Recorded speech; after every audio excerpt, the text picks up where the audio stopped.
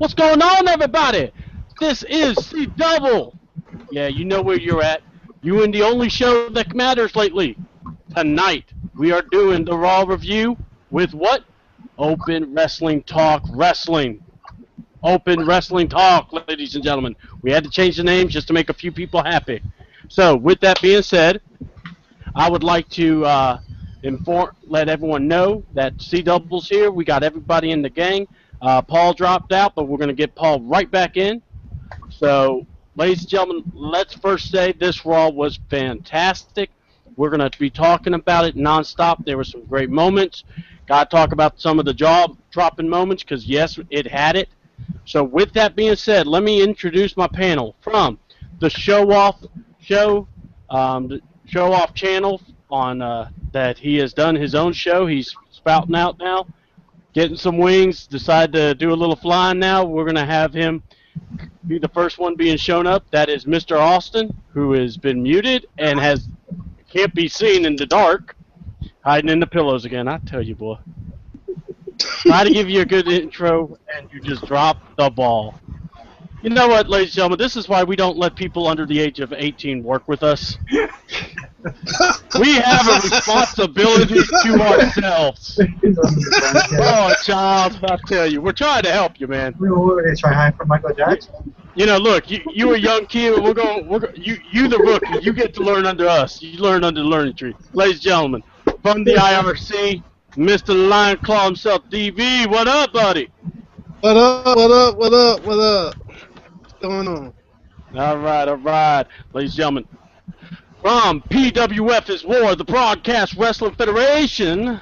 Ladies and gentlemen, I got the two co-hosts. One, the only Mr. Billy Badass, Austin.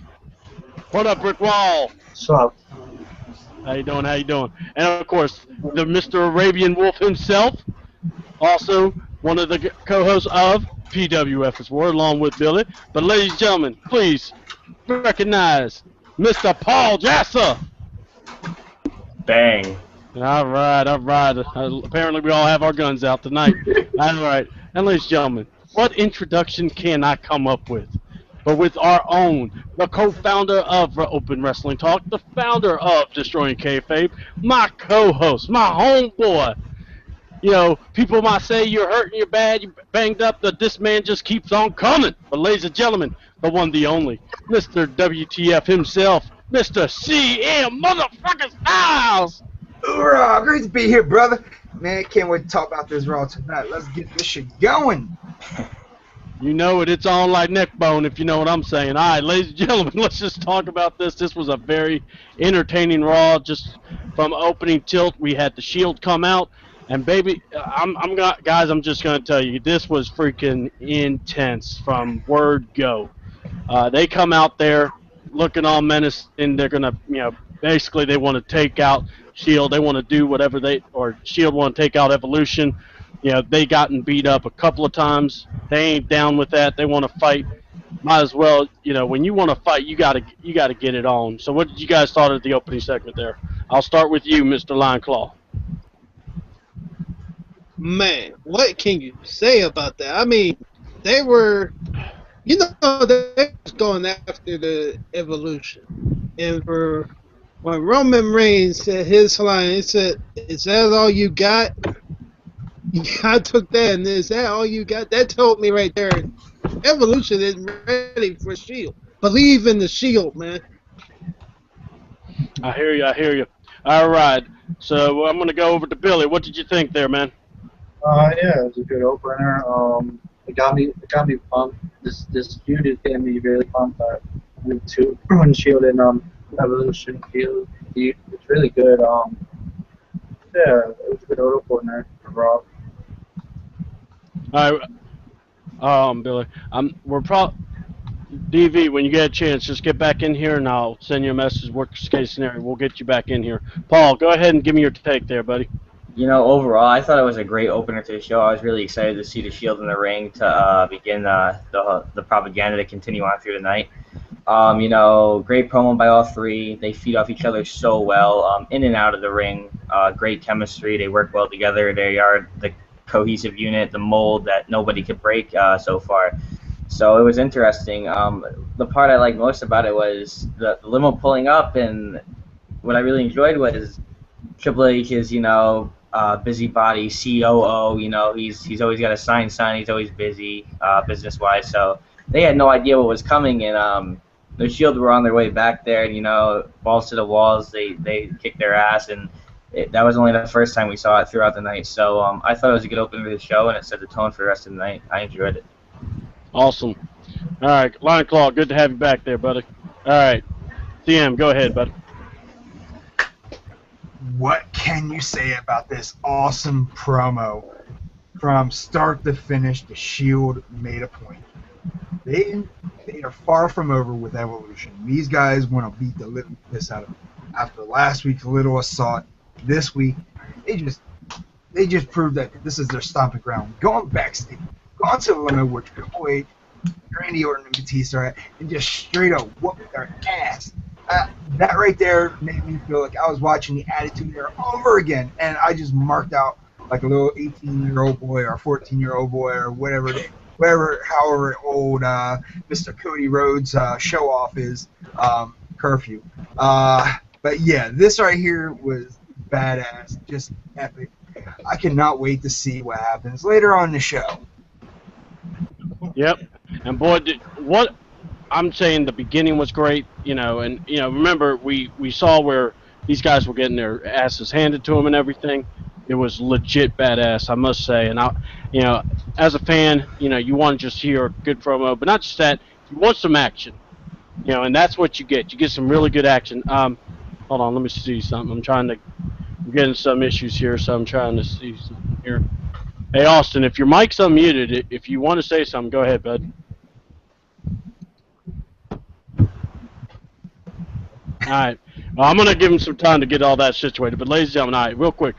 The promo was great. Then, of course, the next thing we get is RVD versus Jack Swagger, kind of teasing the promo and everything. Then we come back. What in the world we get to see? All right. You there, Austin? Yeah, I'm here.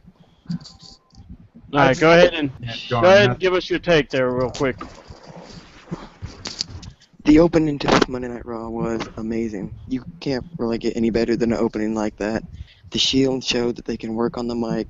They know how to make a good segment between probably two of the greatest stables that we've seen in wrestling in a long time. All right, cool. All right, real quick then, guys, we get RVD versus Swagger. Commercial comes back. We get Zev Coulter, deportation list. Yes, I tried to get that thing trending. But my God.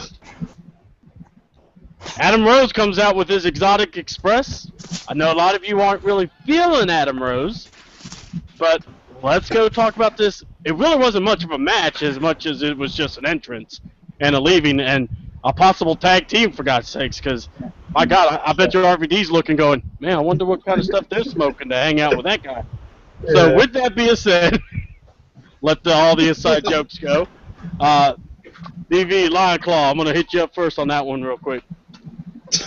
Man, I think this was more about the Swagger being being jobberfied more than anything.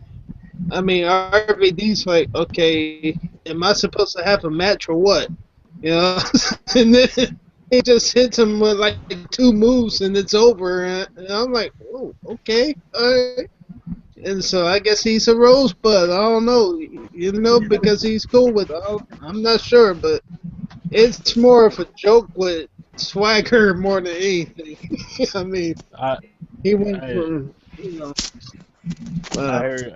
No, I hear you, man. Hey, Austin, you were there?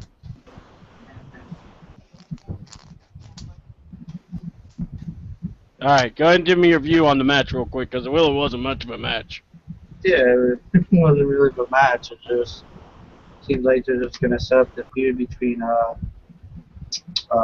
Jack Swagger and Adam Rose for payback. Yeah, well, you got to have a match eventually, yeah. Yeah, because that's what they're going for. But yeah, that's all it really was. And then RVD won the Raw. And after the match, RVD's like, are we going to the back?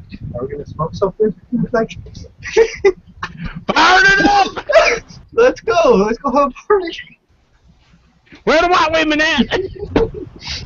All right, Paul, go ahead there, buddy. You know, I have to agree with Billy. Overall, this is just building to a match at payback between Jack Swagger and Adam Rose.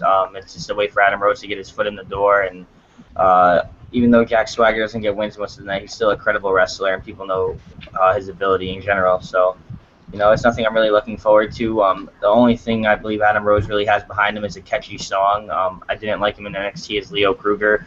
I don't really care for him now as Adam Rose. It is a little bit of a tweak on his gimmick, but you know, it's really not doing anything for him. His in-ring ability is subpar, and there's hundreds of guys like him. He doesn't stand out for me. Only thing that stands out is the gimmick. So, you know, I don't really know how to take him as of yet. Maybe he'll impress me, and I'll be wrong. I'm hoping, but from what I've seen over the last most of the last year, I don't see him lasting very long. I'm with you. I can hear. I understand that. All right, go ahead, Sam. All right. Don't be a lemon. Be a rose tart. Pop-Tart. It doesn't get any better than that. Jack Swagger is completely buried right now. If you're jobbing to a guy that hasn't even competed against you yet, and RVD's taking the upper hand on this with a nice little super kick and then follows up with a frog splash, yeah, your career is pretty much down the drain. If anything, Jack Swagger should be begging RVD to be his little tag team buddy, and they become the new High Times or something like that. But aside from that, yeah, this right here, Adam Rose, like you said, his gimmick goes over, but he is not. Don't be a lemon, be a rosebud. I see that catchy, but I'm still not amused. I need to see his in-ring work on Raw or SmackDown before I can start judging him being in the big times. You know, look, these are fair assessments. I mean, we haven't seen the guy in a match unless you've watched NXT. He's been wrestling. This is not like he doesn't know he's just a character, but the thing is, you know, everyone can't be badass. Remember when, CM, if you remember when we did the interview with Stan Demand Styles, you know, you can't be Mr. MMA, I'm going to kick your ass everywhere, you know, badass guy. Because, it just won't work. You know, you're going to have a bunch of guys that want to be in the MMA circuit, which won't really work. So, but, yeah, you got to have characters. You got to have some kind of charisma. I'm not going to totally crush the guy. I think, you know, to me it's funny. At first, I was like you guys. I was ready to bury the guy in a heartbeat. But it's one of those, I'm willing to check it out, see how he does. I got to say, the whole back and forth with Zeb and him is funny. I mean, you when he was calling them hippies, I'm like, that's perfect. You know, why not? Let's bring back an old slander word out there, you know, just to tick off everybody and their mama. You know, but I like Can I back inside real quick, C-Double? Yeah, go ahead there, Paul. You know, just real quick, like, I don't know if you guys would agree or not, but what do you think? Like, a gimmick like that, does it have a lot of limitations to it? Is it harder to repackage them after they debut with something like that? Well, what do you guys say real quick on that one that Paul's asking? You know, this character makes me feel like it's Ben Dangle all over again. Like the crowd's so over with him, but what's going to happen when they get bored? All right, go ahead, DV. And plus, I mean, you know, the average person hadn't really seen. If they don't watch NXT, they don't know what he's going to do in the ring. I mean, yeah, he's got a popular gimmick right now, but I mean, if he comes in the ring and stinks up the place, you know, to some people, you know, that hadn't even seen them wrestle, me included, I have not seen them wrestle, so I don't know what he brings to the table. Yeah. All right, CM. Okay, as for first of all about Adam Rose, to repackage him, that would be too soon to do it to begin with. Like I said, I'm not going to completely knock his character because I am somewhat entertained, but the thing is, it's the crowd reaction that's hurting him right now. Are they really trying to buy into this? Is Vince really going to see money into this character? What's he going to try to get out of it before he starts saying, all right, well, it's not working now. What makes him think it's going to work later on in his career? So it's it's really up and down with the guy right now. Same with any other. We all know where that's going to end up, Mr. Cena. Adam Rose and John Cena at the main event of WrestleMania 31, just to piss everyone off. No, Adam Rose And versus if Adam Cena loses, he has to join the Exotic Express Oh my god. No, he's going to and be. wear the bunny head. No, we got to have a new streak taker. That's going to be 21-2. Thanks, Adam Rose. All right, Paul. Did you want to say something about that question that you asked? I mean, do you have a take on that? I guess in my opinion, I think Fandango is far more talented and has a lot more potential than him, so I don't really see him going anywhere with this gimmick or his ring ability in general. Yeah. Well, I mean, look, I've seen the guy wrestle. He's not totally bad. I mean, I've seen worse. But, you know, like I said, you got to have characters. You got to have guys that change it up a bit. Now, I will say this. I think it would be better if the crowd, or here's the thing. If you would have had him on longer, you would have been good. You know, if he was in NXT a little longer, had a little more following, that's good. He just turned to Adam Rose in NXT. Yeah, but he was in NXT for like I think it was 3 years as Leo Kruger. Yeah, and see that's the hard part about it because he was as Leo Kruger. But nobody knows who that guy was. Yeah, and they were saying that he was like kind of a psychopath, he would get on Indian style, and it's like, well, you got a guy in Bray Wyatt, so if you would have brought him in, they would have been like, oh, he must be the next fourth guy in the Wyatt family. So I understand why you're bringing Adam Rose out. The gimmick is funny, but like I said, I think the fans are just maybe being what's the word I'm looking for? Just Shamarkish there, Yeah, exactly. It's like you want to see what he could do. Where with Paige, I'm gonna go to the matches. Yeah, exactly. Kind of get a better response out of that. See the entrance, get people used to it. I actually think it would be better if you saw the bus come to the arena. Yeah. Because if you would have done that, over the top, yes, with the smoke coming out the bus, Maybe, the people coming out. And RVD coming out of the back. Yeah. maybe I might get into the gimmick. It doesn't even have to. Of course, they're not going to do it live. They could obviously pre-tape it, air it, and then have them enter the arena, enter the ring. So. Yeah. Exactly. I don't think it's like one of those we could throw it away. And like I said, we haven't seen him wrestle. Let's see how he does. If he craps the bed, we're going to call him out on it. If not, hey, we move on, we go on, and we all want to be lemons, not rosebuds. But hey, let's get. Then they give us a video package of Paige, which was very impressive. We have a match with the legendary Alicia Fox, who was in the legendary match with Melina, says one of the Uncle that will remain lameness. But ladies and gentlemen, I got to tell you, this match made me go, what the hell did I just saw? Because it was not in a bad way. I will give my take. But guys, wow, this match, we'll talk the aftermath. There's rumors that she quit the WWE, but that's not been confirmed. Guys from WWE app were actually going on saying, look, she did not quit. Even she went on her official Twitter page and said that. I even favored it. It's a rumor, but guys, what did you think? And I got to go here. Alicia Fox, I was impressed, but Lion Claw, let me get to you guys. Man, Alicia Fox wrestled stiff as it was like she was taking all her frustrations out on Paige. All the frustrations in the back, like, oh, this diva comes out of NXT and now she's a diva champion, without paying any dues or whatever, we're going to make her pay her dues. But as far as that, I mean, she dominated the whole match, but that tells you something about Paige too. I mean, she's got heart, and when she's open, she sees the opening, she's going to take it, and she did, and she came up with the W. Yeah. And plus, you saw how quick that got up out of there too. you saw how quick that belt and just got up out of there. She's smart. I'm telling you, man. I got respect for that one. All right, go ahead, Billy Brickwall. Yeah, I thought the match was pretty good. Alicia Fox gave her a good fight. It was a good match. I guess I could watch them fight again. another match. It'll still be entertaining to me. All right. Go ahead there, Paul. You know, I thought it was a good match overall, just like he said before. Besides it having good ring psychology, you know, they built it up to that point where you didn't think Paige should win, and she pulled the W out of nowhere. Alicia Fox is a very stiff wrestler and very underrated in my opinion. She has great in-ring talent.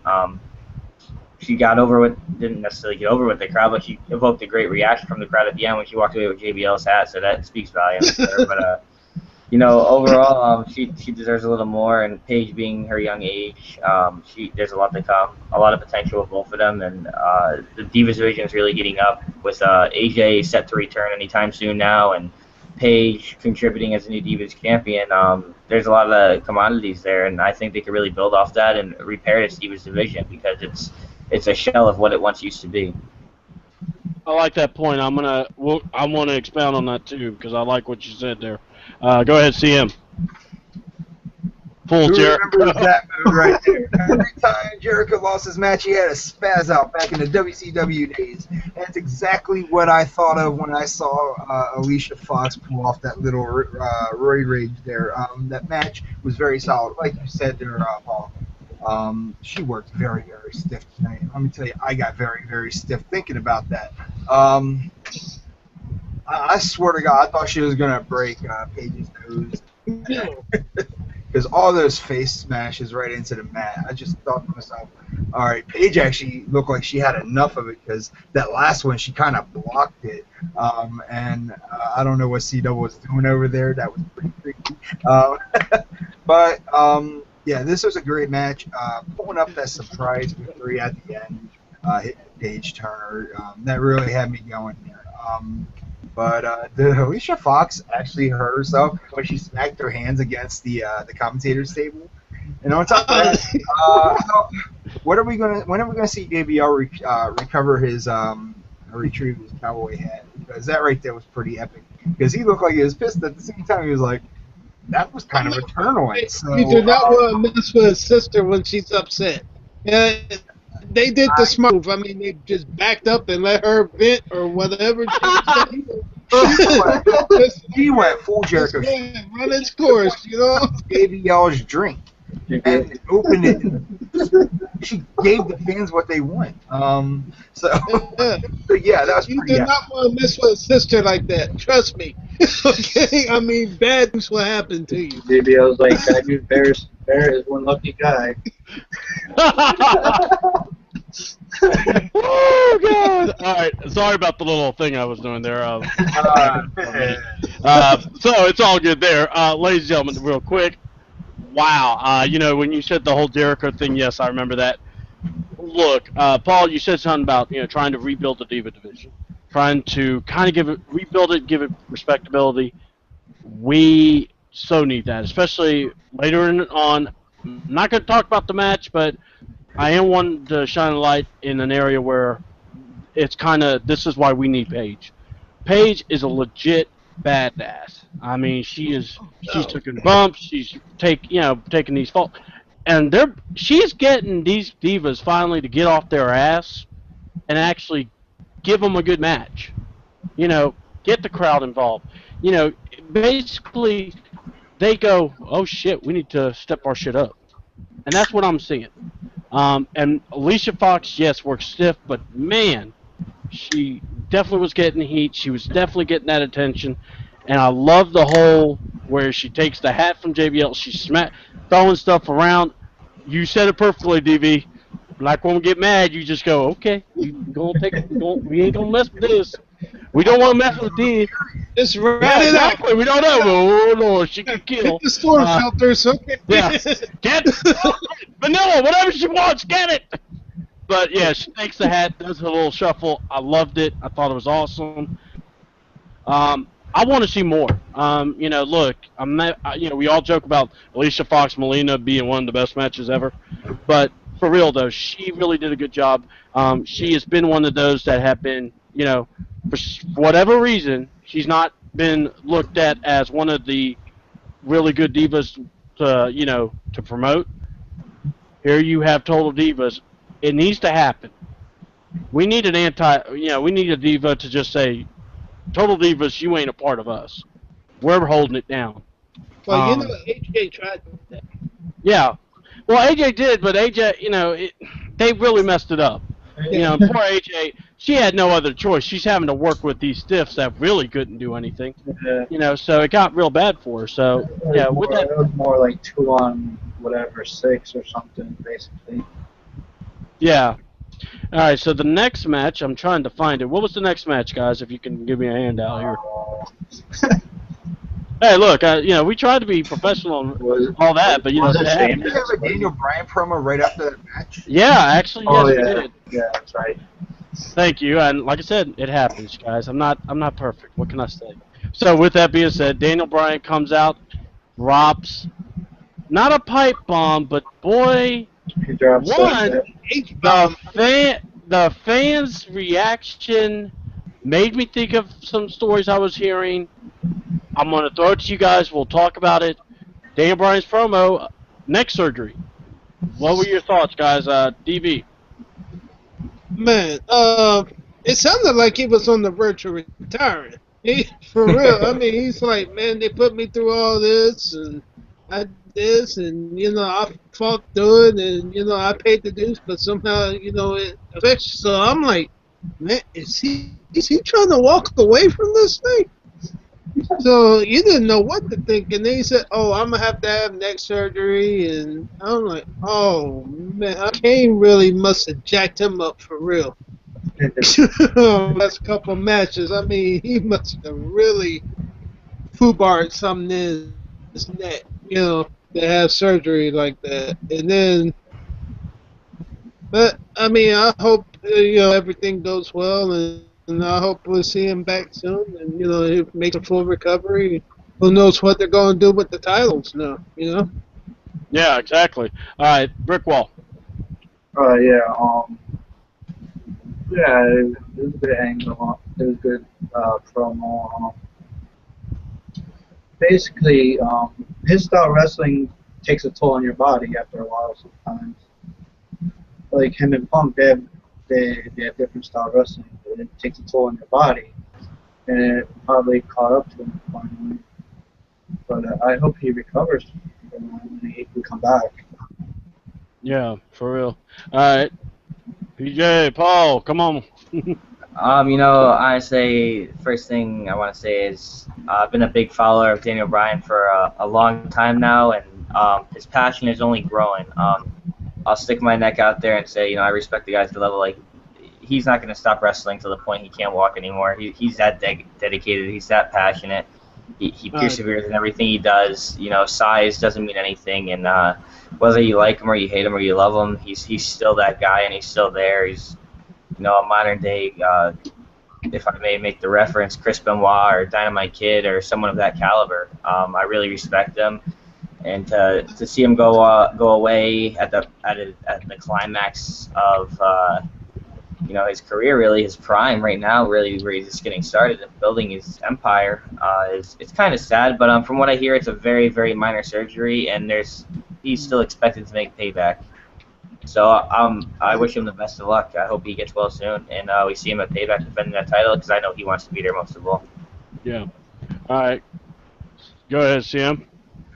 Well, at least we know this. The most underrated wrestler, Vacant, is not holding the title right now. So, as for Daniel Bryan, he's been through a rough path ever since SummerSlam. But as soon as WrestleMania rolled around, I think this was the start of his injuries.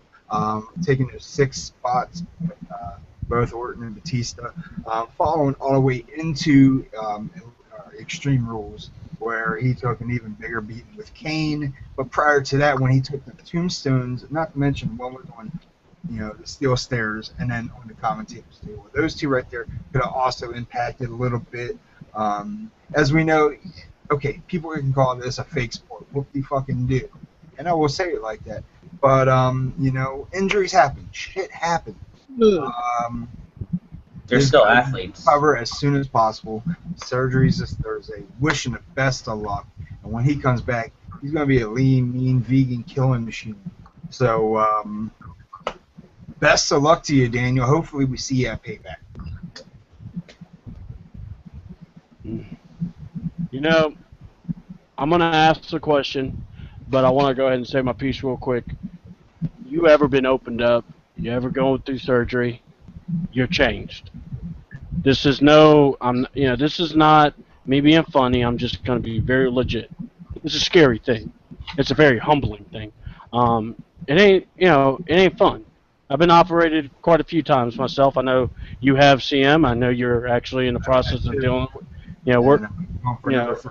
yeah, So, and I may be having to go with number 3 myself. So with that being said, I take all surgeries seriously, with the utmost respect. Daniel Bryan busting his ass, so it's not just ever since he's been in WWE. The man's wrestled well a good amount of years in the indie scene, making a name, building that reputation, taking chances. I got no problems with that. When I see guys doing that in the ring, I respect that. Any guys that aspire to be wrestlers, Paul, I know you're one of them. You got my respect there. I would love to have done it. Couldn't have. Had things I had to make a choice on. It happens. So Daniel Bryan, think of being in his shoes. He's a champion. Conquered everything. I mean, the storyline perfect. You can't get better than that. To hear the word surgery, you can understand the shakiness. Hear the word neck surgery, even more. We know Edge has had neck surgeries, Twice. like you said, twice. Very serious stuff. When I ever hear the word minor surgery, I go, yeah, it's minor, but it's not minor to the guy that's getting cut There's open. no such thing as So, All the greats had neck surgery. minor repairs is major From too. Chris Benoit to Edge to yeah. all. Daniel Bryan, got much respect for him. Something that happened in the crowd that, I was reading an article earlier today. I wanted to quote the source. I'm sorry because I forget, didn't write it down. Was saying that the head people were worried that the yes and no chants were more popular than the actual wrestler. And if that's the case, and at first I was like, oh hell no, come on, just shut up, y'all just hate Daniel Bryan. But then the crowd got smarky on Daniel Bryan. Then they got serious, but then it was like, I almost want to go, what Stephanie told him was true. The fans will turn on you. Because he at one point said, wow, I'm here and yet I'm hearing boos. I know how John Cena feels. Yeah, I was. Yeah, that was funny. I mean, Yeah, but I don't think they were booing him. I think they were booing that he had to go away for a couple weeks. yeah, but Maybe still, maybe they thought it was a storyline though. yeah, exactly. I mean, they did feed off the Kane angle. Right. oh yeah, they definitely did that. That's for dang sure. So, regardless to Daniel Bryan, we hope you have a speedy recovery. We want to see you at Payback. Kick some ass, take some names, and please tell your wife to stop talking. Just don't pull John Cena try to come back too soon. yeah, well, I mean, hey, but I think that's part of the reason why he said, I think I know what John Cena feels because he's been through injuries and stuff and yeah, those bumps and That's the everything. thing. That's the thing. They're trying to build him like John Cena, and I don't like that at all. Yeah, that's a bad idea. 'Cause now Well, you're trying to get straight with your 8. well, and see, it's one of those people, want. It's like this. I get it. The company's on your shoulders. You have to perform. But yeah, when it comes to your health, you have to think about your health. You have a family now. You don't. You have to. I don't want to say make sacrifices because it's like. But yeah, you do. Sorry family, sorry people, but that's the truth. In wrestling, it's a cold-hearted business. You're in one day, you're out the next. So let that be known. Next is the six-man tag match. I don't mean to be that cutthroat, but it is what it is. Wyatt family versus the Usos and John Cena. And with that be known, I know I'm about to get hated on. Oh well, but you all still love C double, so get over it. DV, go ahead, buddy. I'd have to say that's a pretty good match. I mean, it shows what I think more geared toward the Usos and maybe this might just my take on it. The build up of Harper and Rowan. step in because they were in the ring mostly. I mean, we saw Bray maybe a couple times, and the Yeah. Usos, they're the tag champs, so they're gonna bring it. So I mean, I think that's gonna be the build up for that. Maybe a few in the near future. But yeah, it was a great match, though. You know. All right. And okay, so let me go ahead and go to Brick Wall. Go ahead there, bud. Oh yeah. This this was the main event SmackDown, and then they just put it on Raw just to get for a rematch. And it was a decent match.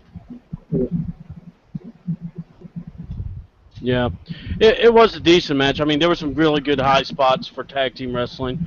Go ahead, Paul. I liked it. I didn't really see anything wrong with it. Cena got the victory clean this week with the Usos, just like on SmackDown.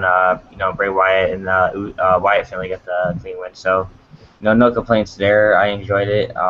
There's really not much to say about it. There was a lot of back and forth contests and good flow throughout the match, good finish. Both teams all 6 wrestlers in general have good chemistry together. So when you put that together, it's making for a good match. Yep, I hear you. Go ahead, CM. Look I like you're gotta ready to complain. unleash. You know how I am. I gotta complain. Why did Cena have to win this match? Why couldn't Cena Data win that match? Why couldn't they With the do up and an comer. attitude adjustment? Because we're gonna bury him. It's in that contract. The match finish actually made more sense compared to the Wyatts winning last week on SmackDown. Can we really imagine an Uso actually beating one of the Wyatts? Of course. But on Raw, not that likely. But we could see, a tag team championship on the line in the near future between these guys. If anyone paid attention to the match, a lot of Bruiser Brody mentions were in there for Luke Harper. That was some mad respect. When you give this guy that name as a catchphrase or a reference, that right there is showing, hey, these guys are high on you. So now all we got to do is get something going for Rowan, who is basically the jobber to the stars tonight, taking that attitude adjustment from John Cena. A lot of high flying between both Jimmy and Jay. There was a couple botch spots here and there, but it wasn't too bad, not as noticeable. But I still enjoyed it. Very great match. All right, cool. Bow down and worship John Cena. It's good. It's good for your soul. It's like enema. It's almost like X-Lax. You take a couple, take a good old shit, and then you got it. Man, that was good, John. Appreciate it. I'd rather take an arrow to the knee. Well, look, there's many bad things you could deal. You could deal with an Adam Rose quiet crowd. So sorry, Adam, it was too easy. And Zack Ryder is still jealous because he ain't got TV time. So, look, this match was great. To me, it was good just for the fact that I actually sent out tweets saying, this was about, you're going to probably see more Usos, Wyatt family fighting more than you'll see Cena and Bray. You'll have that highlight between them. But, man, talk about, Bray Wyatt could take a super kick. My God. When he got nailed, right when he was about to hit Sister Abigail. I agree. At least they didn't hit him right when he kissed Cena. That would have been weird, but it's just, my God, timing the way they do this. Yeah, exactly. Well, he would. He's about to get buried now. I was starting to see a difference in Cena. Now we know he might be speaking both ways. Hey, chocolate Cena. But look. The new Edge of Cena, no. Hey, he'll dance with you. So, I just, wow, this was very interesting to watch, and loved the high flyingness of the Usos, loved the throwbacks of the way, the Wyatt family work. Yeah, Bruiser Brody mentions a lot. That is a great honor. And I feel bad for Rowan. Yeah, go ahead, Paul. I don't remember if you and CM remember, but just because of him bringing up the Bruiser Brody references tonight on commentary, I remember mentioning that if down the line in the future, if the Wyatt family ever demise or go separate ways or start feuding with each other in some way, shape, or form, it would be like a Abdullah the Butcher versus Bruiser Brody, but with Bray I Wyatt remember that. and Luke Harper. I think we would all be in for it. My problem with it It's is similar. I'm afraid that we're. Yeah, no, I feel you. My only problem I see is what made Bruiser Brody Abdullah the Butcher famous was the fact these guys went Brutality. all out, the brutality, the blood. And with WWE, I'm still in a line from Kid Ice, but more is less. They don't want to have a whole lot of blood. I Little gotta triples admit, here. with them considering a buried alive match for Payback, even though they considered it, it's just the fact that they are changing their ways. Yeah, I mean it's possible. I'm not The make gonna. out segments, they didn't used to do that. They haven't done that for a while. Now you're hardcore. Yeah, So it's like, what's yeah. going on? I really do think that what they're going to do is going to do a segment where we're going to actually see a last man standing match, aka Cena special. The never give up. He gets his ass beat for how many times, and then rises up. Yeah, becomes Super Cena. And people will be like, we'll riot in the streets, aka we'll just throw our TVs around the room. We'll complain. Right, is like Yes. Like that YouTube video. stand. It went No one- viral. Yeah, The no Beast one. won the Royal Rumble, and the fat kid went crazy. It was awesome. That fat kid made us legit. Proud to be a wrestler. I tell you, yes. I was so proud. Batista, he's a movie star. Fucking part-timer! Part-timer. Oh God, yeah. How about when The Rock won? Oh my god. Oh God, yeah. Like I said, if we go down Fat Kid rants, it's gonna there's epic ones. I mean, my God, but Our story DVDs and shit around the fuck. with that being said, ladies and gentlemen, we go into the Triple H needs a cough drop routine, and basically talks about lays down a challenge for the Shield, but we don't know what type of match. But yet, as he's about to finish his line, Seth does the pitbull attack. And did you all notice Randy Orton and Batista before I pass it around? Those guys looked at each. They're all just like, do. Why are you not done? Oh my God! Hey, Kind of feeling times. I think I posted. Go ahead, dude. I think I posted already when that was happening. I'm like, okay, Batista said, man, I didn't come back to WWE to get my ass whooped. Oh God! You damn right on that one. All right, Brickwall. Yeah, it's pretty good. It's pretty funny how they were looking at each other like, the hell's going on here? And then Seth come out of nowhere and just fucking hits them. Yeah, that was just funny. Oh my God! Yeah, I laughed for a good while there too. And she says like, I should go back to the movie. Screw this shit. I should have no one watching my movies. All right, go ahead, Paul. I don't even remember, dude. I can't. I think I missed a segment. And that's Paul, ladies and gentlemen, from BWF. Let's say something stupid. Bringing it home for the So team. stupid, Paul. That was it. That was the say something stupid. Hold on. Say something stupid, Paul. There you go. That's my gimmick. It's so spontaneous. You don't even know when it's coming. That's what makes it so realistic. Hold on, let me do the Paul Heyman. Alright, CM, go ahead and take us on this. All I can say is, that's all I can remember Triple H by, because he oversold it. I'm thinking, I was waiting for him to be like, oh shit, or something like that, I was waiting for some TV-14 to come out on this one, but yeah, this is a pretty funny segment. Randy Orton and Batista should have never been put on the mic. I don't even remember half of the shit that Randy Orton even said, except the fact that he wanted to kick the shit with asses. Okay, so we got the point of that one. And then Batista, I'm tired of this. I'm tired of you. I'm tired of you and you. Okay, we get it. You're tired. You're tired. Go back to making shitty independent films. Big Hollywood star. He's a star. You know, you came back, everyone was excited. You turned to you at Royal Rumble, and no one gives a shit anymore. On top of that, you look like a fuzzy little nutsack in a vagina with that. He's a walking plug for just for men. I swear to God, he needs more than just for men. He needs that laser Spray paint? surgery. I mean, hell, I'm losing my hair and it still looks better than his. I mean, for I Christ, have more hair. It looks better.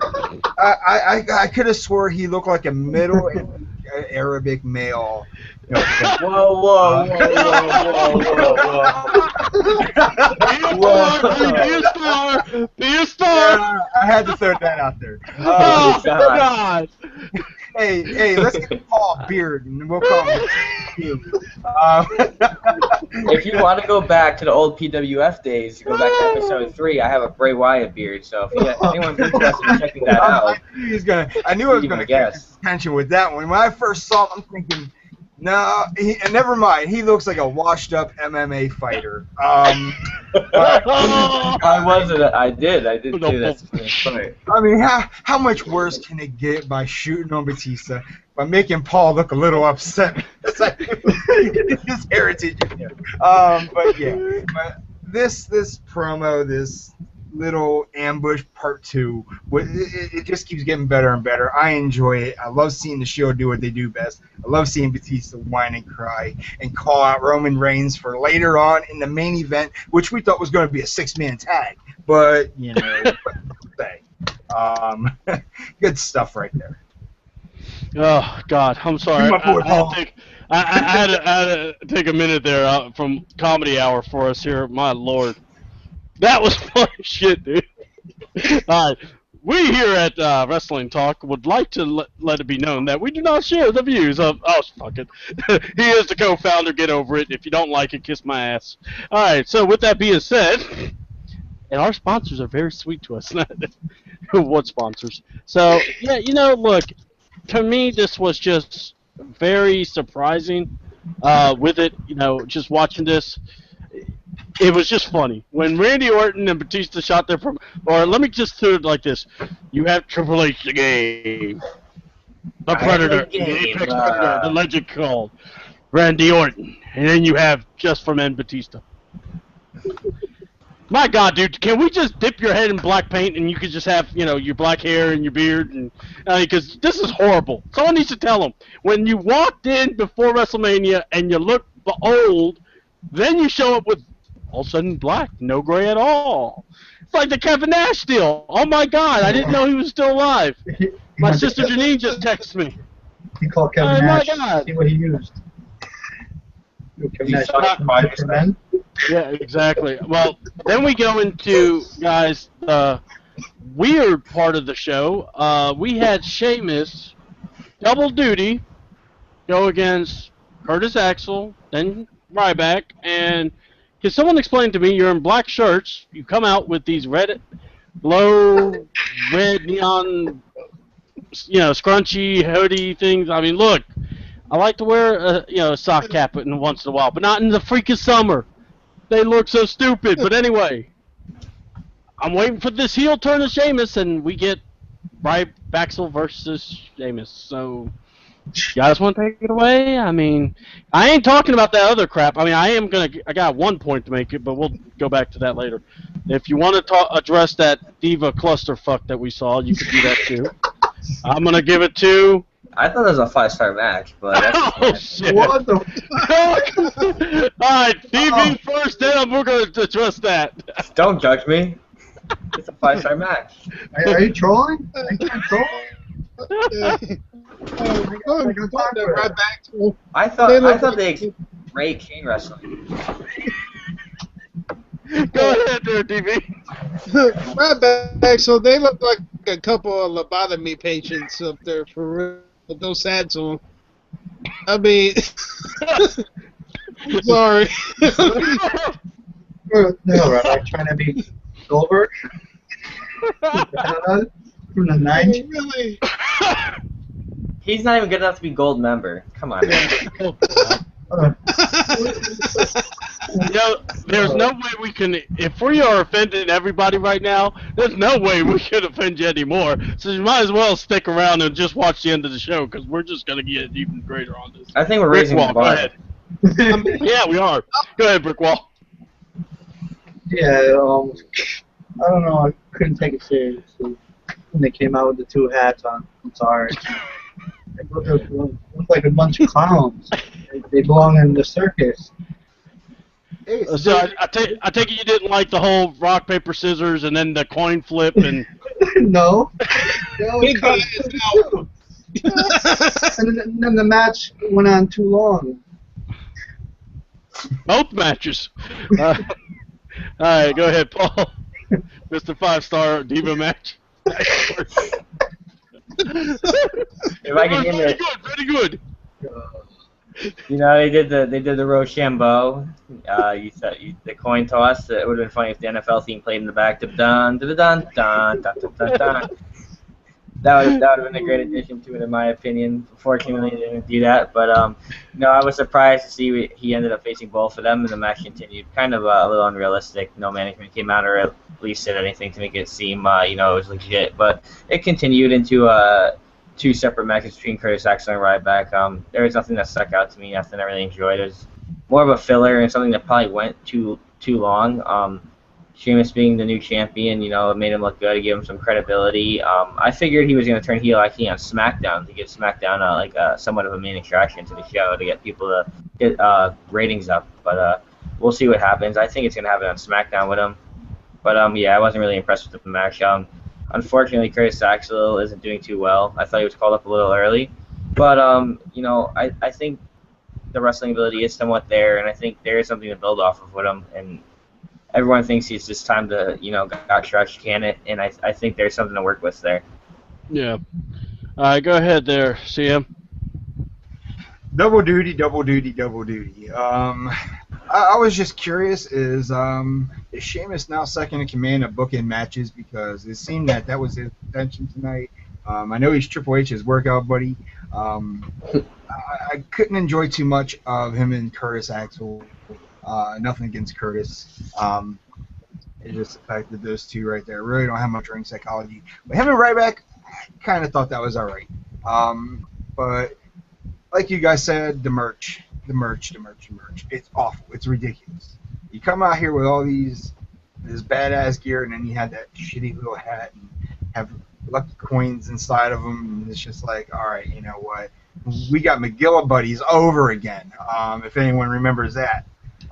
It just keeps getting worse for these guys, but these guys are tremendous workers. It just did not work out tonight. Not too impressed, but like I said, it was still decent. Awesome.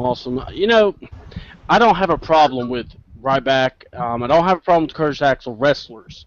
These guys, as a tag team, they're not so bad. I think Ryback, Paul, you said it. There's something there. So it's not like these guys are total throwaway talent. And besides, if you take away another tag team, you're rendering the tag team division 2 tag teams, and it really sucks, of note. So, I don't have a problem with them in particular. The match itself was weird, but yet I'm wondering maybe was it because Daniel Bryan was injured, we didn't really have enough time to do other things, so I'm not going to crap on it. Like you said, Sam thought it was funny. Sheamus apparently has new power where he can book matches. You know what would be great if Sheamus could be the GM of SmackDown? That would be great. He could walk in a white suit, and they could call him the Whiteout. But anyway, with that being said, I want to make a comment that I was really pissed with. Total Divas. Why the hell did you do this match? I mean, if you were going to do a heel turn for Natty, then do a legit heel turn. Let her bust these girls in the face. Let her do ripping paper. Really? We got Paige working her ass off, getting these divas. Then you got these cunt sluts, the Bellas, who basically all they do is fuck the top talent. So now, Daniel, watch out. If you're going in for surgery, Brie might walk out. But anyway, what pisses me off is that WWE wants to promote the Total Diva show with one chick who can't even, that obviously looks like she's just dumb as the damn rocks, and that's insulting rocks, you know. But Ava Marie can't wrestle. The Funkadactyls have some talent, and it's like, because you're on the show, I can't take you seriously, guys. My only thing is this: if you're gonna make Natalya heel, that's fine. Can we get Beth Phoenix back? Can we get some legit women wrestlers? And let's just have it, because honestly, to me, these total divas, these, as I like to call them, the hogs of diva wrestling, because they want to always be in front of the camera. Can't we just, to me, it's an insult to the ones that are wrestling. What are y'all's views on that, real quick? I'll go to DV first. Actually, Natty was one of the original wrestling divas.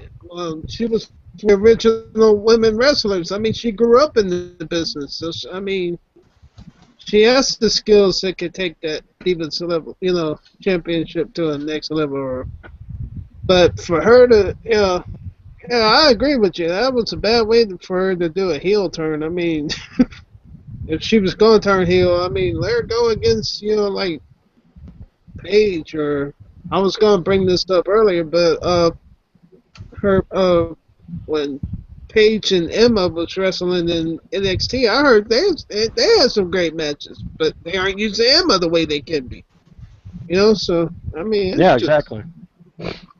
And someone raised a point. Are people being mad because of the fact that she's obviously Emma's getting used, or no, Paige is getting used because she's on she's coming from, what was it, NXT, and she's got the belt. Well, look, Emma's being used, but she's looking awkward too, and it's I agree with you.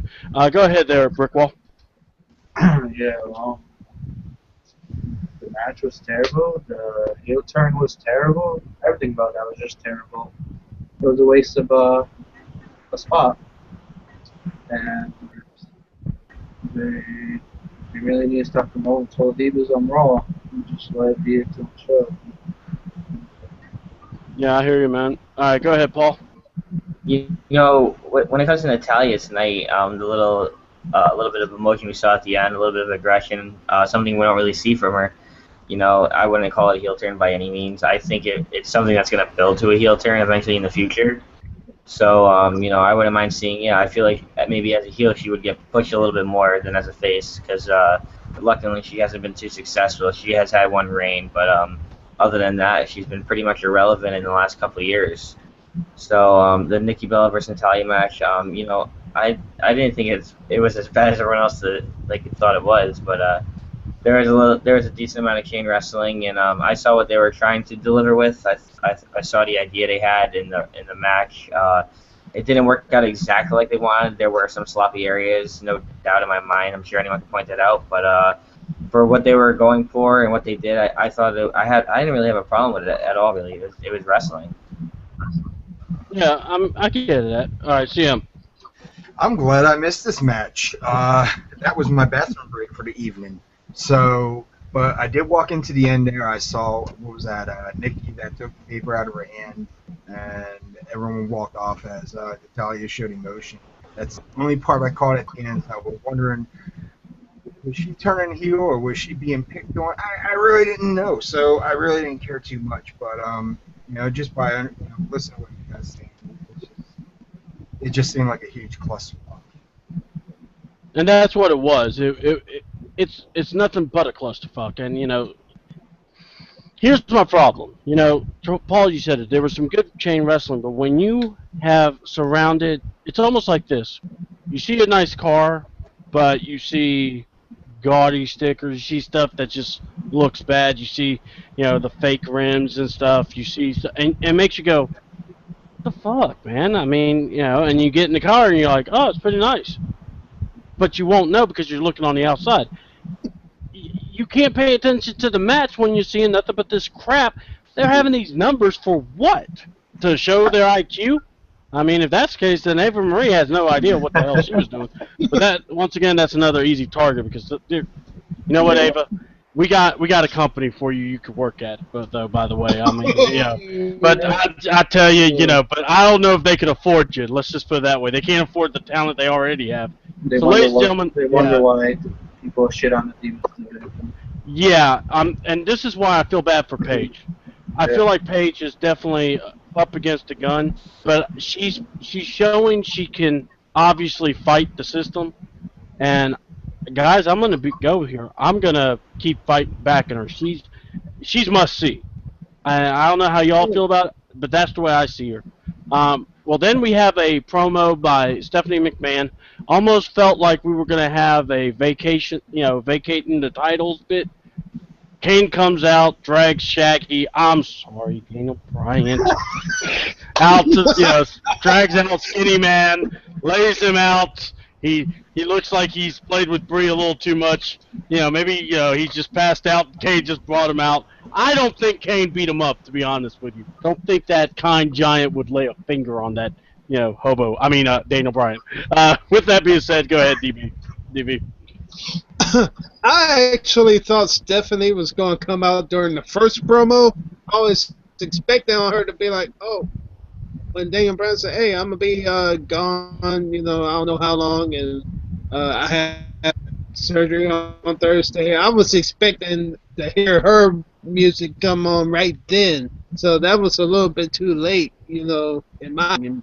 But, yeah, and I really don't think Kane even touched on it. It was a little bit of an acting job, selling the fact that he got his ass whooped in the back or something. But yeah, that happened during the first segment, in my opinion. Yeah, no, I got you. Go ahead, Brickwall. Yeah, I thought it was a really good segment. Daniel Bryan sold the he got beat up. Yeah, pretty good, I guess. Yeah. So obviously, I knew he was gonna come out there and give the title to her. I knew something was gonna happen with Kane and him. Yeah. All right, Paul. Earlier in the night, Daniel Bryan already announced that he had to go in for surgery and that he doesn't know how long it'll be until he returns. So it's already a given. He was already written off of TV. So the attack by Kane even adds more to that. How much longer is he really going to be out? Did we get the whole story? Things of that nature. A lot of speculation comes up once you break it all down. But who knows what's really going to happen? They did add insult to injury with Kane dragging Daniel Bryan out. So. How long is he really going to be gone? Is it more than fans are expecting? Because I was expecting maybe 2-3 weeks. Could it be 2-3 months? I really hope it's not. That's really going to tarnish his reign, and he's obviously going to have to strip to the titles. So, in my opinion, I hope it is what it was, and he's really going in for minor surgery. Yeah, no, I hear you, man. Go ahead, Sam. Yeah, Paul hit the nail on the head on that one. Who knows how long he's going to be out for? The way they played this out, they didn't play out as he was. Well, they played out as he was attacked, but I'm glad they didn't show like, oh well, he got his ass beat backstage. It was more like, all right, let's have Kane drag him out there, make it look like he just destroyed him. His shirt was ripped. His forehead was busted open. He sold that very well.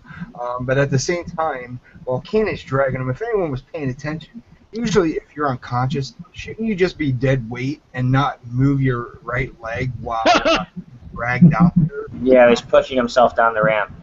Yeah, he was giving Kane a hand on that one. I'm thinking, how old is Kane again? How big is he? Can he not handle a light heavyweight? But hey, that's what friends are for. Yeah, of course. Team Hell No, man. I mean, they hugged it out backstage before this all went down. But yeah, this played out pretty well. Even that backstage acting by Brie Bella. Please stop talking. That's all I have to say. Take her back to acting school, or send her to TNA and she could do promos with Dixie. Oh, we can't talk about that place. Look. That's for the after comments, because trust me, shout out to our friend Mike Ferris, aka Meltzer. But we're gonna address some certain TNA marks out there. But because Yes, yes, I yes. just got bombarded by a few just now. But I'll address it professionally. I'm not gonna crap on people. But yeah, but I let's be honest. I'm about to take the Browns to the Super Bowl when we talk GNA. So anyway, with that being said, yeah, I definitely want to say that the bad acting by Bree needs to stop. It's worse than foreplay. On a pig for God's sakes. I mean, it's horrible. It really is. It's almost like when you have someone putting the nails on the chalkboard type deal. You know, we. I think what was it, Chris? Sam, you said about the creepiest thing out there was Bray Wyatt's music. No, it's Brie Bella acting because now that's becoming Yeah, torturous. that's a comatose right there. Yeah, exactly. That's comatose right there. Speaking about comatose, or what the hell are we watching? Because we went from WWE Raw to, as the Fandango turns, I guess, Dolph Ziggler gets a win, but Fandango's in love with Layla. Regrets, I guess. Yeah. Didn't really see it coming. What the hell was going on? So this is brought to you by the what the fuck moment of the night. What the hell? DV. I think they're You believe in the true love? Go I don't ahead, know Billy. what that was. I mean, I'm still trying to, push it out of my mind because, I almost got sick, for real. Yeah, I did too. I mean, like, Yeah. We're having some yeah, technical. hats off to Ziggler for winning the match. Good job, Ziggler. All right. Yeah, Go ahead, Brick. I was like, Oh, sorry. no, that's it. Oh, okay. Go ahead, Brick. Right. The only good thing about that was Ziggler winning. All right. No, that's fine, man. Go ahead. Say something stupid, Paul. There's really no purpose to the match. Ziggler thrown into an obvious win. Not much really going on with him. He's still just floating around on the roster, and I don't know why he's not being pushed, especially with how much they've been delivering since WrestleMania 30. Why not just add Dolph to that card of talents fucking working their way up? I think he deserves it. He's a hell of a talent. Just like Tyson Kidd and Evan Bourne, I thought they should form a tag team, but I thought for what it was, him and Fandango put on a decent match. I already said Fandango can go. For the shitty gimmick he was given, I thought he portrays it well. He does a good job with it. So, yeah, decent match.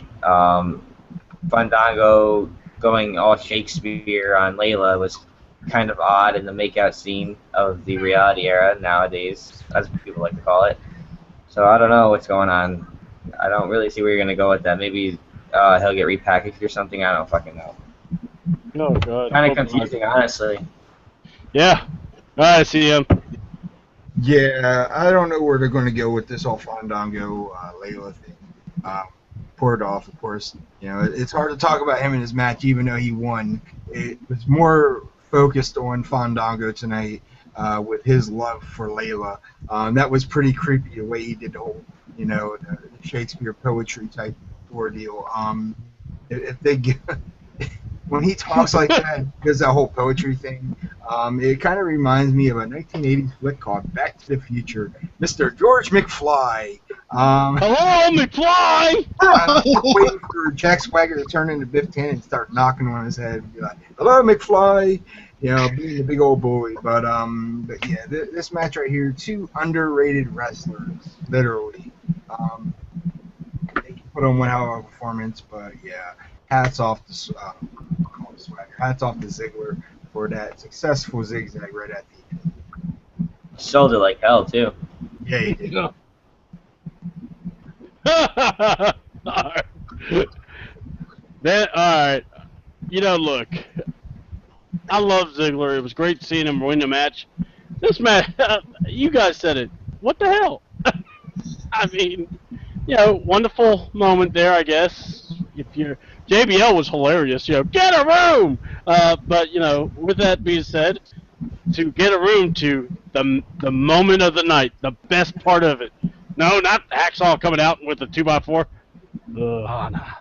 You know it, ladies and gentlemen. Hashtag Ravishing Russian. Hashtag Lana. Hashtag anal. Hashtag Lana. Yes. The Be the Star Russian. The oh my God, the ample booty of all times, ladies and gentlemen. And Xavier Woods has made a mention on how to take care of Rusev. But ladies and gentlemen, let us talk about. We need to ask the question: is Rusev racist? Because apparently Big E thinks so. Because Big E ran in to try to save old Hacksaw after he broke Hacksaw's 2x4. You'll never break a 2x4, mind you. About 5 seconds. Yeah. So, Big E, I'm not trying to be profiling, but what was your view on Rusev? I mean, it's like this. Okay, we're gonna get. I'm sorry. Go ahead, TV. Come on, man. Really? I know, man. I mean, damn, man. I mean, what can you say about it? I mean, yeah. Like I said, I'll tell you what Xavier, a.k.a. Mr. Power Ranger, posted about it, but what did you think, Rick Wall? I'm sorry. Oh my God. I just kicked the shit out of him fucking taking. Holy shit. Oh. I mean, we want a real competition, right? For him? Yeah, exactly. There you go, Big E. All right, Paul. He was Intercontinental Champion joke in like a week. I mean, come on. You know, honestly, I think I think Rusev, honestly, as weird as it sounds, might bring out the best in Big E, something that we haven't seen from him in a long time overall. You know, I don't know if most people realize it, but we got a lot of things out of this segment. We got to see a legend like Hacksaw Jim Duggan walk to the ring. We got to see a feud start between Big E and Alexander Rusev. You know, we also got to see a good promo by Lana and her get some heat. She got a lot of heat from the crowd. So, you know, there are so many aspects of that segment that were great in my opinion. They capitalized on everything. They even promoted Legends House, the WWE Network, and you know everything flowed well. I thought that was probably the mastermind segment of the night in my opinion. But yeah, I enjoyed it for what it was. Rusev is getting a big push. He's going to go into a feud with Big E Langston, and I called it. Yeah, That's off to me. Yeah. Be a star. Yeah. I think it's going to make both of them look great. Yeah, I do agree actually with that one. But go ahead, Sam. Shit. That's all I have to say to the WWE right now. What are they doing with every black superstar against Rusev? You have first it starts with Rick James and R-Truth, and now we had Kofi get his ass kicked, and now out of nowhere Big E tries to be the savior. I'm thinking to myself, damn. All we need is Ron Simmons to lead this group. There's a reason behind it, comes though. out there and jobs, we'll see a nation of domination build. This is exactly the nation. If they're going to start going into this, they're going to start bringing in factions. We already got the Shield. We got the Wyatt. We got Evolution. We got... We're going to have Black Evolution here soon. That's what we really have right now. If we bring in a new nation of domination, let me tell you, this It'll right be better here, than Black Evolution. we won't talk about that show. You already gave me help for bringing that name up already. But Hey, I didn't bring the show up. I just said, you know, we're talking factions. You know, that might have to be one of them. if Xavier Woods tweeted that picture earlier, Yes. it happens, I will mark out. And I mean, I will mark out because that's exactly what they need right now. They go against the Russian Bulgarian brute. Rusev finally will have someone to compete with. I just hope they don't try to job out Big E the way they did to him earlier tonight. That right there was just straight up mauled, and it's something new for his character now to build him back up. Yeah, like Paul said, we haven't seen something like this in a very, very long time. Yeah, he wasn't even like that against freaking Bad News Barrett. No, He was a powerhouse against Ambrose when he was going for that U.S. title, but or was it IC? Yeah, he was IC champ. Never mind. Yeah. But when he was going against Ambrose for the U.S. title, he was using a little bit of that power, but he had to use it against guys like Roman Reigns. But this right here tonight, I wasn't too thrilled, but at the same time, I was still a little satisfied. I try not to act biased like some people that we know. But yes. The truth be told, we're starting to see a little pattern here. I'm going to blame this on, what's his face, Doc Hendricks. I had a feeling you'd bring that boy's name into it. Bring his government name into it. Where's Mark Henry at now? Where's Mark Henry? He's next. He's just going, okay, I'll be there. Yeah, we're going to see Kane get destroyed completely. And I'm going to blame it on Michael P.S. Hayes. Bringing the Freebirds into this. That's who's going to back Rusev. You're going to see Michael Hayes come out with this Rebel flag. Don't bring that up. That's going to be my head spin on. All right, look, ladies and gentlemen, look, this is what I'm going to say. Apparently, Rusev doesn't agree with Obamacare. There, I said it. That's what's going on here. They're going to bring back Nation. At least it's not the Black Lucian over in that other in the backyard wrestling over there. But look. Well, can I say this? Yeah, go ahead. Lana and Vince trying to be the peacekeeper with Russia right now because he's putting Putin over like crazy. Vince McMahon is they've publicly stated before that Vince McMahon hates President Barack Obama. He's getting something. Of course, everyone pretty much. He's getting something from Lana, that's why. I'm surprised. I hate Barack How Obama. long do we see Barack Obama come back to capital punishment? What was it, like 3 or 4 appearances, right? That was a terrible pay-per-view. If you smell what Barack is cooking. All right, look. Yeah, let's stop. What is it, eggs? Big Newtons? Oh my god. Oh, shit. I'm trying to put it back on the road, folks. I know y'all are kind of, trying to stick with us. The wheels already fell off. Yeah, we definitely off the tracks, but we're just gonna keep going until we hit something. So yeah, ladies and gentlemen, the whole thing there. Paul, you said it. It as crazy as it looked, you got everything you wanted. You got a plug from a legend. Talking about Legend's house and everything. Then Lana got the extremely hot. Oh my God! I just want to. Anyway, came out, did her, Evania, just walk. It's like, man, she could walk. You know what? Hold on. Before we see another Brie Talk episode, we need to just see Lana walking up and down the ramp. I'm done. I'm like, that's it. I'm good. Let's talk wrestling. Yeah, we'll just talk. Look, watch her walk. Damn. Ron Simmons be with me. Damn. To me, it worked for everybody. DV, we were talking about how we needed someone that, Rusev could fight, that was legit.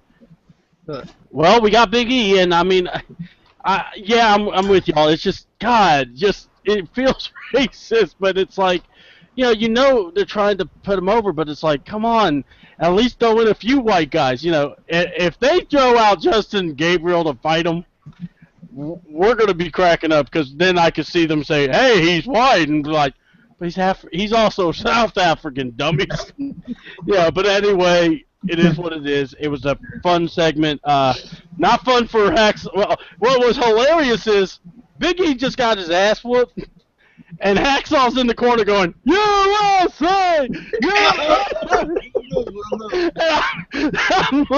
I'm going, really? Did you just see I got my ass whooped by the guy they just crushed a 2x4? Oh, Jesus, help us out. So with that being said, we go into, I thought, a very interesting segment, because I thought, are we about to see a pipe bomb by Damian Sandow? He comes out, he's about ready to talk, and cue Cody Rhodes music. So, guys, what did you think about that, DV? Raw finally got back on track on that match, I think. I mean, Yeah. it was a good match. You're starting to see kind of like the heel Cody Rhodes coming out, with that irate, with the ref's back turn, and but yeah, all in all, I guess they're trying to rebuild Sandow again. Who knows? Because I mean, he didn't do that bad in the match. No, he didn't complete. At least he wasn't in the Magneto costume. That, thank God. Right. I mean, he actually looked like a wrestler and was actually doing wrestle moves and showing some skills out there. But all in Yeah, all, no, I thought it yeah. was a match. It was solid.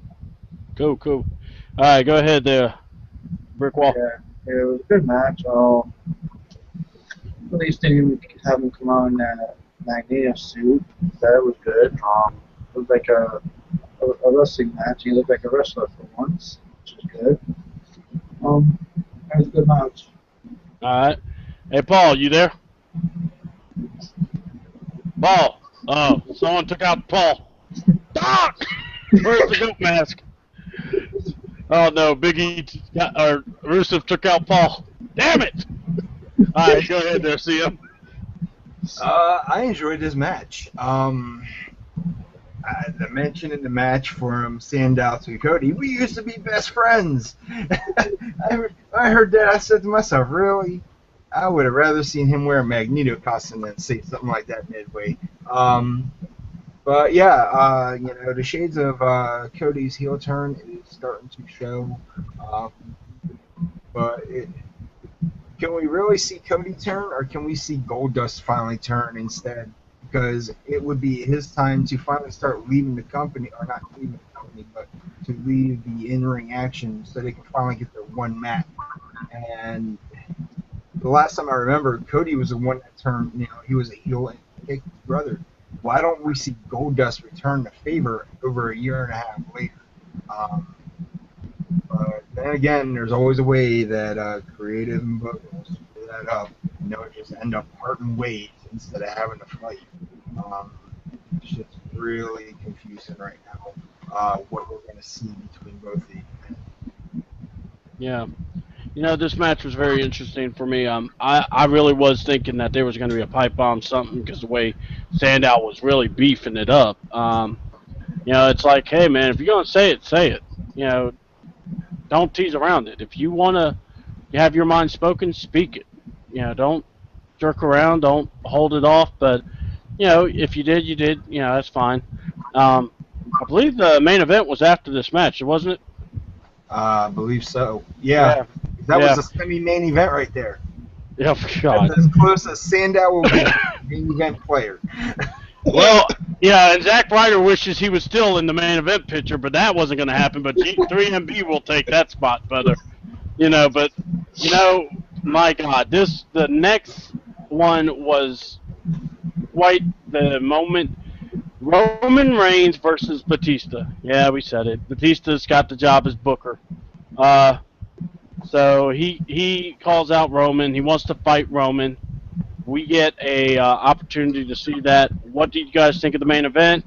Obviously, finish was double disqualification, obviously, or disqualification period, or because they never said who won. So Stephanie gets the guys from the back. They whoop ass, and for a moment you think Batista's or Roman's about to get it, and he spears Triple H, and chairs of fury come out, and everybody gets buried. Yeah, and everyone gets buried, and Triple H is going, damn, I can flap to this. This is pretty damn awesome. So, with that being said, yeah, I had to do it. I knew I was going to make Brick laugh on that one. All right, go ahead there, DB.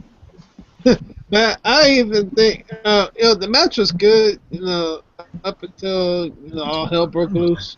And then I even think we saw a Brothers Clay signing somewhere. Oh, yeah, we did see the main event player. Yeah, we did see Brothers Clay up there because he was one of the ones holding Roman Reigns back, and then he just snapped the loose and almost broke Triple H in half again with another spear. And Heath Slater just got knocked in the next week. I think he'll still be floating around either SmackDown or His kids will probably feel that one, that Superman promo. And then, He sold that Ryback. motherfucker like a champ. Yeah, he got laid out for real. And Ryback taking another triple power bomb and just, they him are They going looked at anywhere. Ryback. I'll tell you. Yeah. They looked at Ryback. They said, "Assume the position." Oh, damn it! I mean, so that shows Shield's ready to fight for real. Yeah. I mean, they're going. All right, go ahead, Brickwall. Yeah, it was an alright match, and then it ended up in a double no DQ. And then all the wrestlers came out.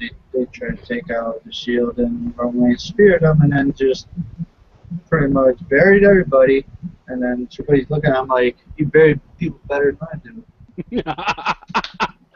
Oh God, yeah. All right, Paul. You weren't around for the last match, so if you want, go ahead and give us your take about the whole Cody Sandow bit, and go ahead and give your take on the main event.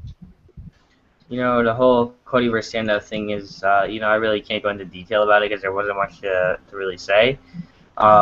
I don't know what's going on. It looked like Cody and Goldust were on good terms tonight. So as far as that angle goes, they didn't play off of it. So they could have, you know, scratched it and threw it away and said forget about it, or maybe they're just trying to cover it up and break it down later on in the future. Who knows? But the match wasn't anything special. Victims of time constraints. Two good wrestlers, both underrated in my opinion.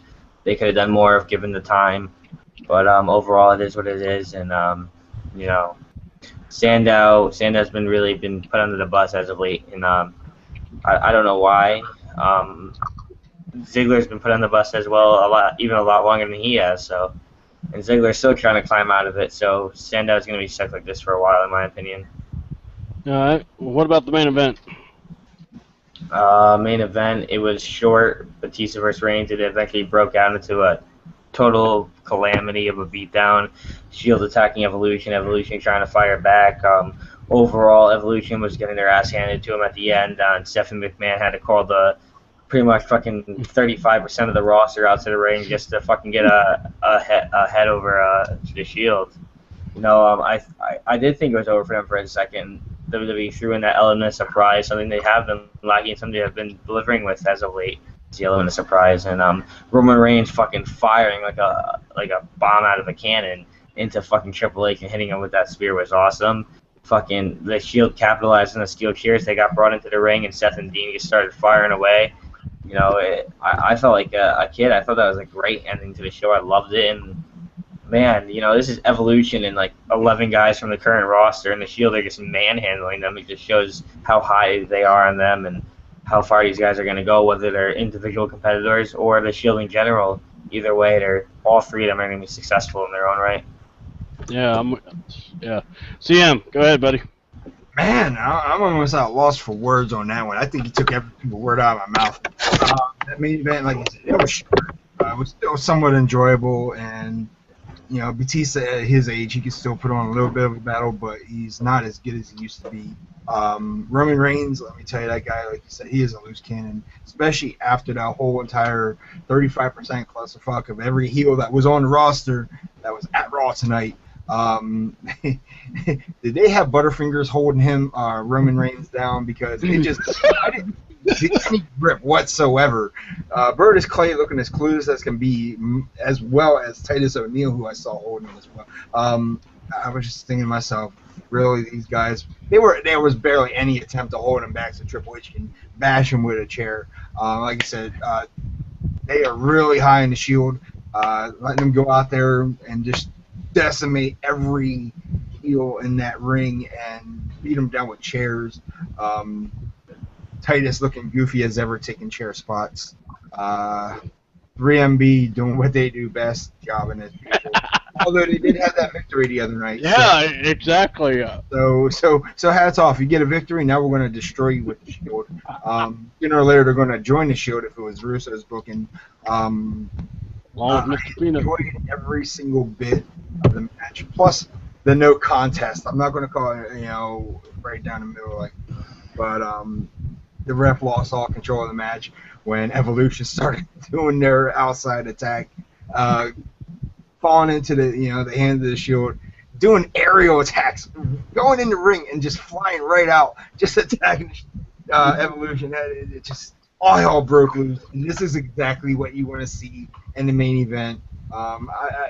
It could have went either way, but a no DQ, or I'm sorry, not no DQ, but no contest is exactly what I was hoping for, because these two guys, or these 6 men, it's all out war, and I can't wait to see what happens.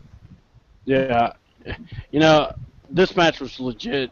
In the main event, you encompass a lot of the things. Like, you want to, hear the fans say Bautista, get behind Roman, get behind, or have the element of, when Batista's up against the ropes and Triple H and Orton just staring down Roman, and then, he's about to do that epic drop kick. They get in his way, and it's like, you like that tension. And then when it just breaks down, the Shield just going like mad dogs on these guys, beating the hell out of them. And then what's next? Steph brings out the roster. Main event player comes out, 3MB. I mean, Fandango, without Layla attached to him. I mean, it was great. And these guys then get their asses handed to them by the Shield. It's beautiful, really, if you really look at it, to be honest. How about that curb stomp by Seth Rollins? Yeah, oh, God, yes, thank you. The blackout, I loved it. When he did that on Axel, give it to Axel. I mean... Or Ambrose's inverted DDT. Oh, yeah, the inverted DDT and then it was like, I think it was Ambrose had the chair in front of Heath, but almost like, this could really turn out bad. Let me pull back.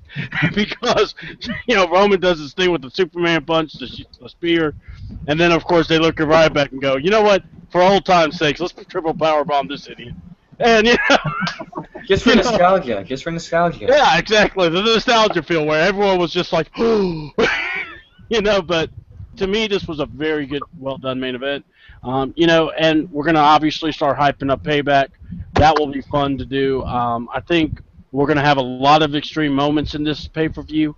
That's what it's setting up for. And I got to say, I know a lot of people were saying this guy's name over and over on Twitter about, Daniel Bryan's not going to be there. Maybe CM Punk could carry the belt.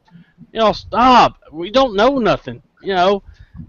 I can't wait till July so we can officially say the man's gone from WWE, because I think that's when his contract's up. Is that right? Yes. All right. So it's just frustrating because you just saw some really great talent getting over big time. We said we wanted young superstars get over. We're seeing it. We're getting what we wanted. Granted, stuff is happening now. Daniel Bryan's going to be out. What does that mean for the WWE Heavyweight Championship? We don't know. Does it mean that the second company guy, KK John Cena, with the belt? Because if Bray gets it, it's going to be kind of awkward. You're going to have a lot of discussions, and I can't wait, to be honest with you, because I think it's warranted. But honestly, guys, I can't wait. I thought the show was great. What's your views? Give me match of the night, show still of the night, moment, whatever you want to give me, and then give me your rating, all right? Lion Claw, go to you, bud. See, match of the night, probably have to go through to that main event. See, what the fuck moment of the night had to have been Fandango's fiasco, whatever you want to call it. I'd still give it about 4-star. All right. It's a solid show. Cool. Overall. All right, Bert. Match of the night. The match I really liked was Alicia Fox and Paige. What the fuck moment would be? Probably Fandango. Yeah. Because there were a few of them. There's too many. You can't really just there's a lot of them. But I give it like 4.5. All right. Paul? As far as overall show quality and what they produced for tonight, I'd give it a solid 8 out of 10. I thought it was a great show, all around. They put in the effort. You could see it showed very highly. Ever since WrestleMania 30, I've been saying it. They've been delivering, and it does show. It sticks out well. But You know, yeah, like I said, 8 out of 10, solid card, solid show. Nothing really special, but nothing bad either. So I enjoyed it. Awesome, awesome. All right, CM. I'm gonna have to steal this line from a certain somebody. I want to give this a 5-star review, but I'm going to have to give it a 4. It sounds so familiar. Yeah, it does. Yes. She's only 17. Go ahead. Dude, that song goes back, man. Holy crap. Damn. Oh, Sorry, buddy. Just had to remember the winger. Let me check my ID real quick. But yeah, I'm going to give this a 4-star show out of 5. A lot of good intensity. I don't think we talked about the match that's coming up at Payback between Cena and Bray Wyatt. It is a last man standing. I don't think we covered that at all. I don't even remember him announcing that. Bray Yeah, did a promo. Yeah, did a promo mentioning it, and then they said that Cena would answer the challenge of Bray Wyatt on SmackDown. So yeah, but it's forming up to be a last man standing match. So if that's the case, that'll be interesting to see how that goes. That kind of got me pumped up for Payback. The Shield and Evolution is what makes me want to watch Raw even more. You don't see them doing everything on SmackDown, but you see the Shield overcoming the odds against everybody on the roster. So that right there, that makes me want to watch that even more. Lots of great matches tonight. Seeing Biggie going out there defending a great legend like Hacksaw, who I met by the way, and he's also a great guy. USA, oh! He adds on to that 4-star prestige for tonight. Just a great Raw all around. I can't wait to see what Friday night SmackDown will do. So yeah, 4 stars. I'm laying it down that way. All right. So as the host, as the host of the show, I guess I gotta come up with some witty banter about it. But look, the show is definitely 4 stars, big time. When you get the excitement, you get that crowd riled up, you're doing something right. You never want a show to end with crickets. You really don't. And besides, you got more people than chairs that you can see. So let that be a good motivating factor there. So my view on this is real simple. Match of the night, you got to give it to the main event, but that to me it's almost too easy because it is the main event. I really want to give credit to Paige. I said a lot of stuff about the Diva division. I hate it. I don't like how they have minimized to me, it should be called the women's division. I don't like the Diva division. It's just, to me, it's an insult to all the women wrestlers out there. I want to show the respect to Paige and also Alicia Fox. A really well done match. Alicia, stiff worker, but the thing is, guys, we got to give it to her. Look how many matches the chick has had. She really hasn't had a whole lot of matches, and then it's like, she gets used in NXT. She gets used, in these other shows. There's got to be a better way to push the Diva division, or the women's division, to be honest. And I really would love to see Paige start championing that, to start get a following and saying, we're not divas, we're women. We're going to be respected that way. And it would be cool because she would be the youngest one saying it. So, and what? How they could do that? What's that? Bring back the women's title. Oh, I'm with you there. If that's the case, to do it. I mean, if they let her take it out of the wherever it is in the Hall of Fame or wherever they put it. Wanted to unify them because that belt they have right now is ugly. Yeah. I mean, something like that. If you're gonna unify anything, do it with that, not the U.S. and Intercontinental. That's the workhorse titles. Yeah. Bring some prestige back to those and unify the women's and divas. And you could do it. It's possible. So with this being said, guys, I'm definitely wanting to see, wanting to give that to, the best match of the night for those two. And then the what the hell moment definitely had to be the Fandango stitch. But then, crap, man, come on. NXT, here's the thing. You got a guy like Adam Rose, you're pushing him. Sometimes just because you go over, you're good. On some shows, don't transfer over. I think there could have been a better way to bring Adam Rose out. So creative, come on, guys, get your stuff together. Let's work a little better on that. Jack, Dolph, Damien, you guys are champions in our minds. We respect what you're doing.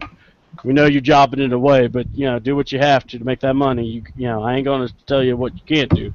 So with that being said, final thoughts, guys, on Raw or anything wrestling. You want to call out a TNA mark? This is where I will allow it. Yes, I even will allow even saying the names of that wonderful backwoods company. If you want to give a attaboy to someone in WWE, do that too.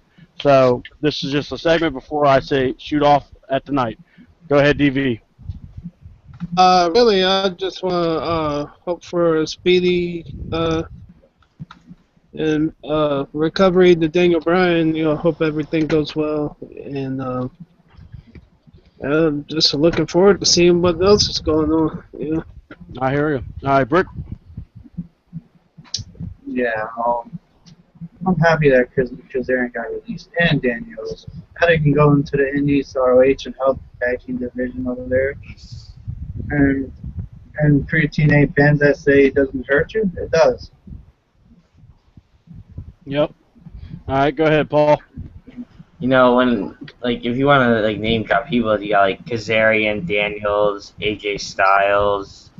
So many people that have been released from the company. Many more to come. Budget cuts everywhere.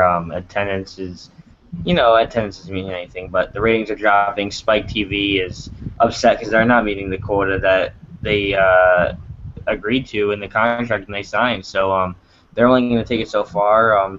There's word lately of the production crew threatening to walk out. Yeah. They threatened to walk out on the staff. They eventually got their paychecks, but as far as we all know, the cash flow is low, and it is all speculation at the end of the day, but who knows what's going on. In my opinion, with Global Force Wrestling coming up in the next maybe 9 months, and TNA, if they are really struggling that bad, I think they should play off of that factor, and they should just go balls to the walls. If they're suffering that bad, they need to do something to stand out, and so far everything's been repetitive, and there's nothing that's going to save them.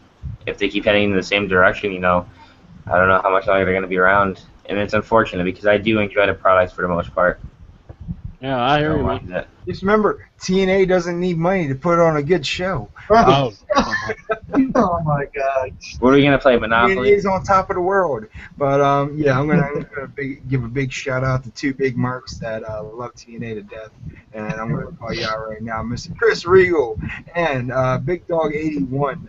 You big old marks, you. Let me tell you, you guys get my juices flowing inside. Let me tell you, get my heart pumping.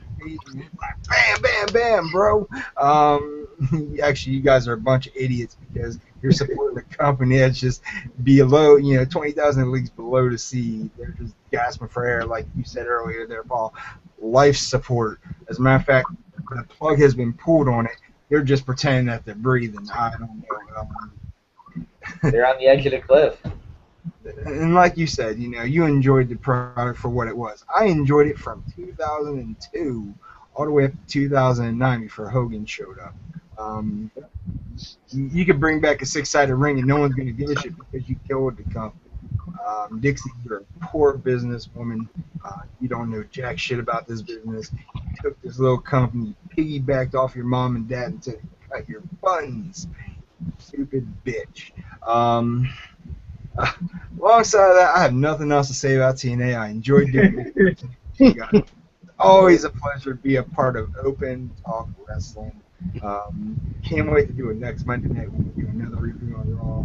And for everyone else, be sure to tune in tomorrow night for another epic edition of Destroying Kayfabe with me, C-Double, Lion Claw, Kid Ice, Chemical, and the show. all right, and y'all also. This is where I do the plugs because I do care about you guys, and I want you guys to get promoted. BWF is War. I believe you guys will be doing a Raw review tomorrow. I will try to be there to do that with you guys. Big ups to Lion Claw. Dude, appreciate what you do. I appreciate the IRC. I promise I will work and get in there, man. But I definitely appreciate you being the soldier and helping us out there. CM, brother from another mother. Make sure we get the shit worked out so we can have you around and Yeah, man, piss when I off get and once I know, the rest of the world is going to know within yeah. 20 years. And we'll curb stomp any bastard that says it otherwise. Now here's my final takes before I shut the broadcast off. TNA, what the hell are you doing? It's simple. You guys, you making the people on the Titanic look at you and go, "We good. We'll just go down with the ship." That's horrible. I mean, I could watch Raw, and I could tell you, well, this will happen in TNA. And I'll probably be 100% right. That's sad. I mean, you're also getting to the point. Here's something else. A big misconception. I want to make it very clear. We at Open Wrestling Talk, Destroying Kayfabe, PWF is War. We don't hate the TNA wrestlers. We don't. We know you guys got to do a job. We know, you're busting your ass. You're on TV. You got to do what you got to do. Nothing's wrong with that. You damn marks. You damn zombies. You damn idiots out there. You're Regal, fucking Big Dog 801, whatever the hell that is. Oh, Tony Marola, Das, all you little idiots. I love fucking TNA. I don't like My God, when you're watching the damn product, all of a sudden we got this guy, Knox. He's got a beard. Let's use him to do the Bray Wyatt impression. They're making WCW 2000 look better.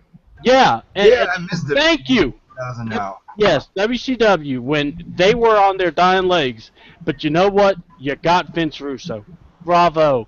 You know what that means? You got the damn kill switch on. And he'll swip it for you when you want him. But he'll try to get ratings higher than that one. But, it just ticks me off to no end. I mean, because I feel bad for the wrestlers.